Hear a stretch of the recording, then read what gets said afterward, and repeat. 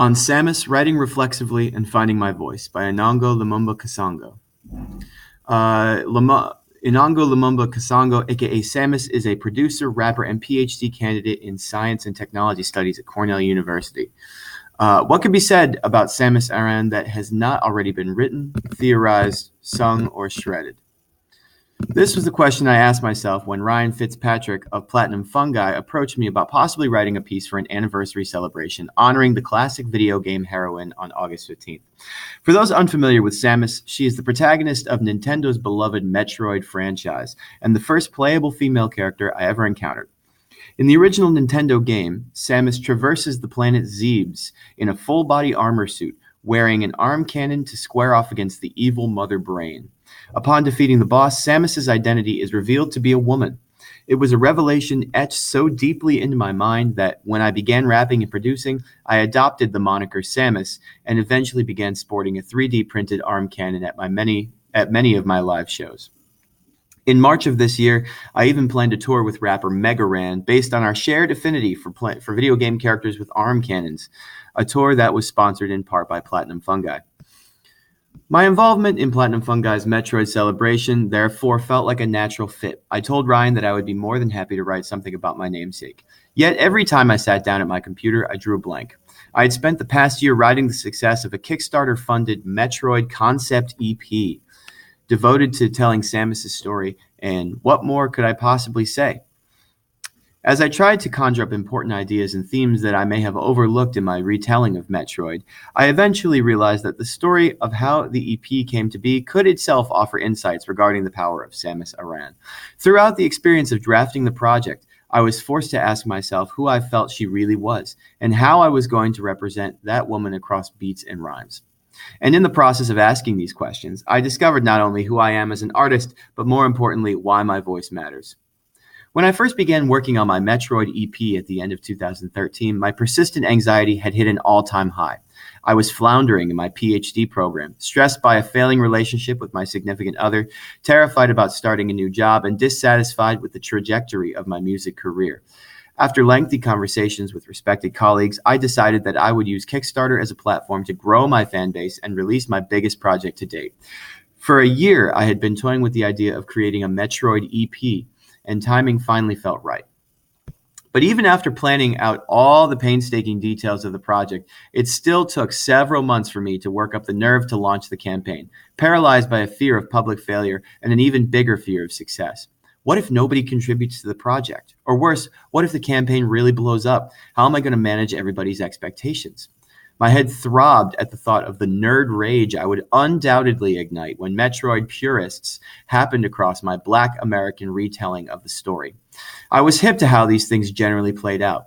Although Samus's racial identity is not made explicit, her skin is actually an interesting shade of light lavender in her original unsuited playable form. Later iterations of Samus clearly presented her as a white woman with long flowing blonde hair. As the funding rolled in, I tried to steel myself for the imminent geek hysteria.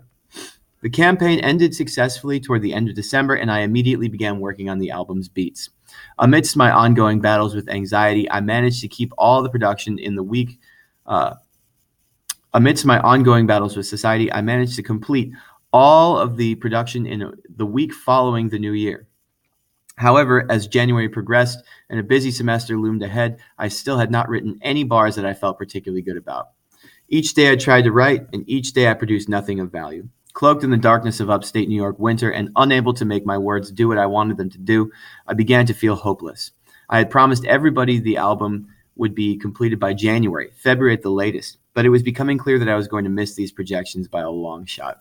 In an attempt to insulate myself from embarrassment, I removed myself from social media, appearing sparingly to provide brief updates about my progress.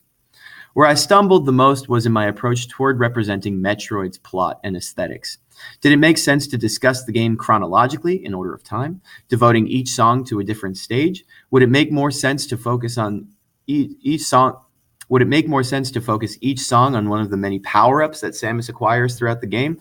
Should I just expand on the abstract themes addressed by the game and try to create a more universally relatable project?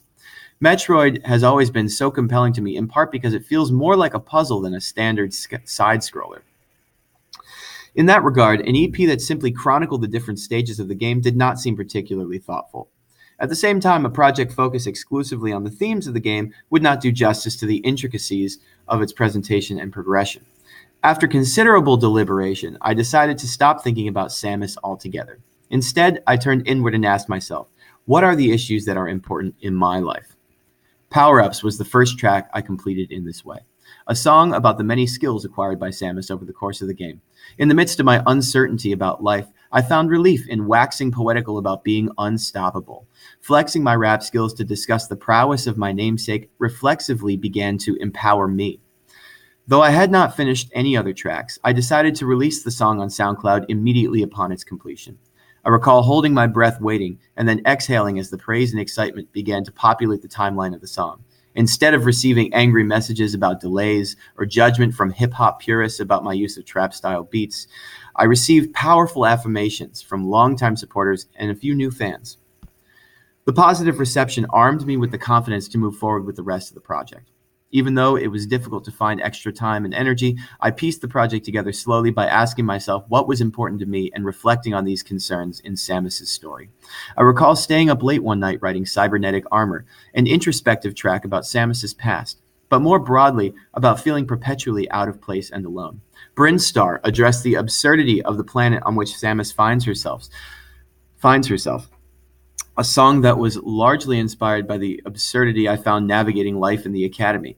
Mae Jemison, a track named after the first black female astronaut, highlighted the necessity of drawing on inner strength when being called in to save the day.